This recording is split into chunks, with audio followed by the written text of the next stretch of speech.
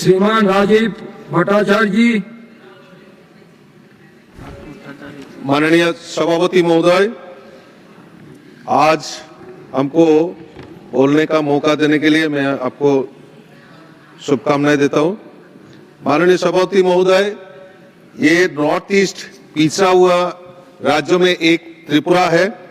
मोदी जी आने के बाद 2014 के बाद नॉर्थ ईस्ट विकास के लिए मोदी जी ने जो काम किया है इसमें त्रिपुरा भी शामिल है। और त्रिपुरा में एक नेशनल हाईवे होता था, लेकिन मोदी जी आने के बाद 8 नेशनल हाईवे बनाने का काम मोदी जी ने किया है।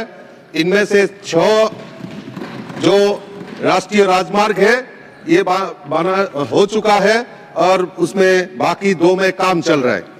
लेकिन दुख की बात है कि NH8 मुंगिया कामी to Ambassa, NH 108B 208B खुआई से मानिक भंडार और NH 208A मानिक भंडार से कोयला शहर जो राष्ट्रीय राजमार्ग बना है, इनमें से कुछ खामियां दिखी गया है।